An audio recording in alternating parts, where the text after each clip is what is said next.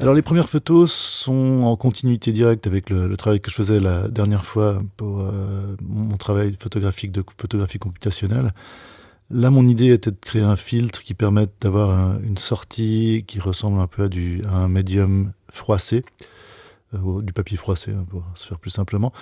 Mais c'est plus compliqué qu'il en a l'air si on veut que ça soit un peu sensuel. Et pour moi, il fallait que je trouve une manière de le faire qui me parle. Donc, ces premiers clichés, c'est mes premières ébauches dans ma cuisine, à nouveau. Ma cuisine est souvent un lieu où je code. Donc, j'en profite pour tester les premières ébauches pour voir s'il y a un potentiel ou pas. Donc, les deux premières photos à gauche, ça, c'est avec ces modules. Donc, ça, c'est un filmulateur que je développe. Donc, c'est un module de sortie, un filtre créatif de sortie, pas vraiment créatif, mais de simulation. Pour ceux qui ne connaissent pas la manière dont fonctionnent mes logiciels, il y a des bustes assez particuliers de traitement de l'image. Vous pouvez aller voir des épisodes anciens ou me contacter directement. Donc là, c'est appliqué avec l'application Darkcam. J'essaie quelque chose. Je pense que là aussi, j'étais en train de coder, de faire du débugage de l'application, de rajouter quelques petites fonctionnalités ou d'optimiser un peu le code. Mais en fait, c'est les premiers vraiment tests qui commençaient à être concrets et qui commençaient à me plaire de ce nouveau filtre basé sur un substrat, un modèle de substrat froissé. Les deux photos à droite, c'est juste... Enfin, celles qui sont pas tout à droite. Tout à droite, c'est un des exemples avec une photographie de mon code sur l'écran. Je trouvais que ça ressemblait... C'était trop directement superposé à l'image. Il y a quelque chose qui me parle pas très bien. Puis les deux images au centre, c'était juste une petite illustration de ma cuisine. C'est bien ma cuisine. Parfois j'y mange et parfois je prends des photos de plats pour tester les couleurs. Là, c'est de la purée de patates bleues. Enfin bon, voilà. Anecdotique, mais la cuisine pour moi est souvent un lieu de codage. Donc, comme je disais avant, ces 3 images après, ça. Comment est-ce qu'on fusionne des images? Comment est-ce qu'on retravaille de la texture? Donc là, c'est mes premiers essais pour affiner le premier exemple qui est à gauche. Et ensuite, j'essaie de comprendre comment la matière peut se transformer en abordant le traitement de l'image avec certains algorithmes. Donc là, on voit, c'est aussi une lampe qui est dans ma cuisine. Après, aussi le travail des peaux, des textures. Donc là, je m'utilise souvent moi-même, vu que je suis devant mon appareil, devant mon ordinateur, devant mon code. J'utilise souvent ma tête pour voir ce que donnent les couleurs de peau, les textures de peau.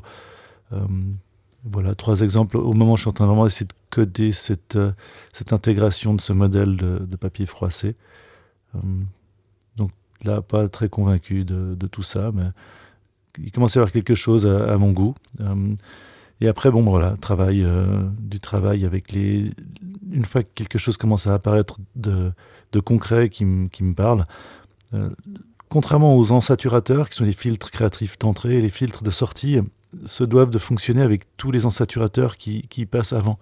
Donc là, c'était une première ébauche un candidat en fait de ce filmulateur qui me semblait viable. Donc j'ai commencé à le tester avec différents ensaturateurs et voilà ce que ça donne. Et là, j'étais plutôt satisfait à ce moment-là. Vraiment des tests. Toujours, c'est vraiment très empirique ma manière de fonctionner. Je ne vais pas forcément m'intéresser à la partie purement technique, numérique, concrète. C'est vraiment la sortie qui m'intéresse. Donc, pas grand-chose de plus que d'ensuite, justement, sortir. Une fois que l'algorithme commence à fonctionner à mon goût, voilà, sortir, hein, ça veut dire aller dans le monde réel, voir ce que ça donne avec des couleurs et des textures autres que simplement celles de ma cuisine ou de ma tête. Et voilà, 3 des premiers exemples de cet ensaturateur, n'importe quoi, de ce filmulateur. Donc, simulation de sortie de films. À l'origine, c'était que des simulations de films. Et donc, 3 exemples où là, la texture me plaît, ou peut-être un peu trop de détails, trop une impression d'exposition multiple. Donc ça va être quelque chose qui va repasser. Voilà, à nouveau aussi 3 exemples, donc de jour, de nuit, essayer les choses, prendre du recul, regarder un petit peu le résultat, se poser la question qu'est-ce qui pourrait marcher mieux ou moins. faire ces photos. Et une fois que ça fonctionne assez bien, là j'étais plutôt satisfait. Je trouve personnellement toujours qu'il y a un peu cette impression de multi-exposition qui me dérange un peu. Mais bon, là, voilà. L'occasion était aussi de partir en voyage. Donc première image à gauche, ça c'est un départ en Islande. Je crois que là je suis à Amsterdam au moment où je prends la photo. Et ensuite l'Islande pour un festival de photos à Iceland Airwaves. Si vous avez vu la vidéo de la série Serial, où je parle de photos plus traditionnelles, là vous aurez plus de photos sur le festival.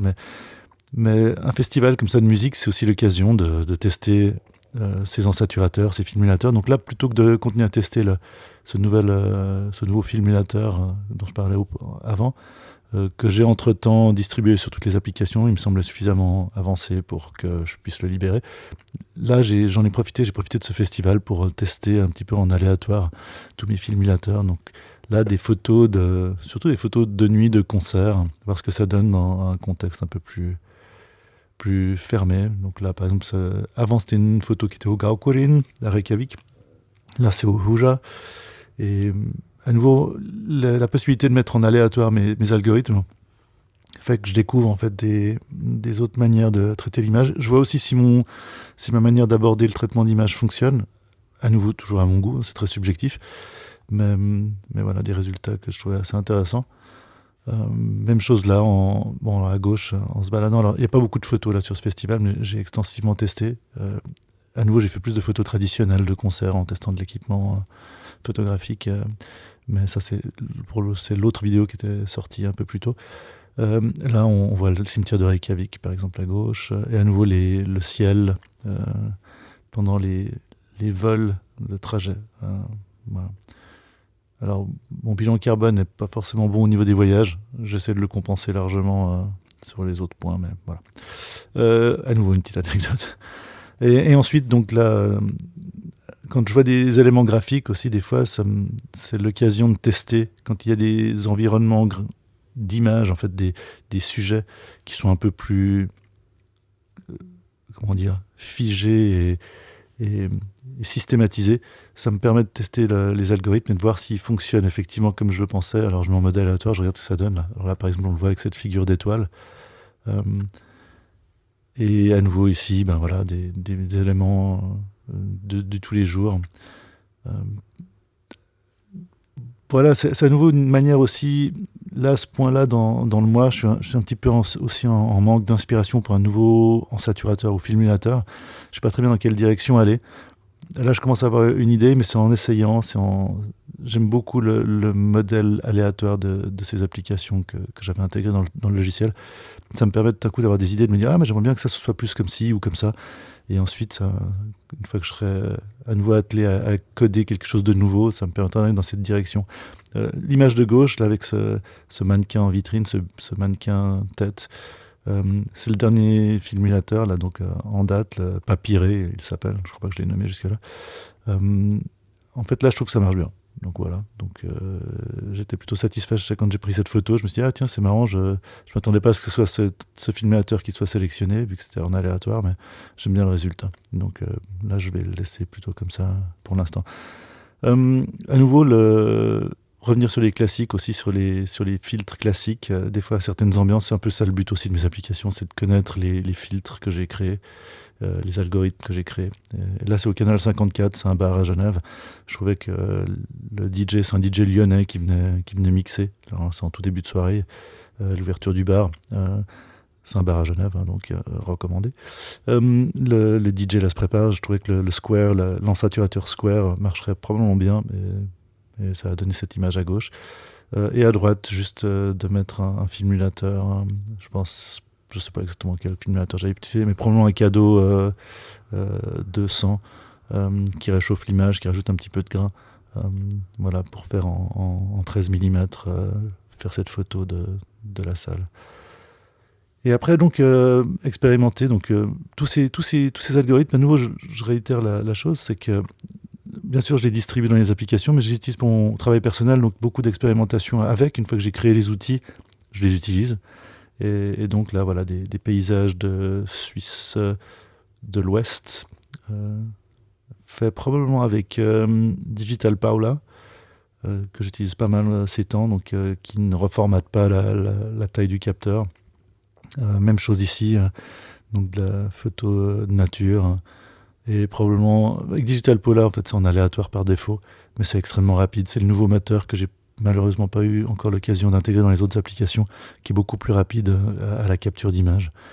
Donc j'utilise pas mal. Et donc voilà, des images du Jura avec la première neige. Et au final, voilà, encore 2 images prises dernièrement.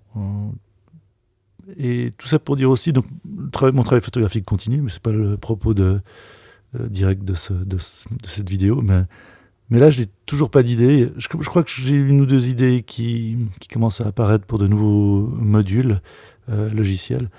Mais là, je suis vraiment encore dans la phase de recherche d'une idée qui me parle pour quelque chose de nouveau. Donc, on verra le mois prochain.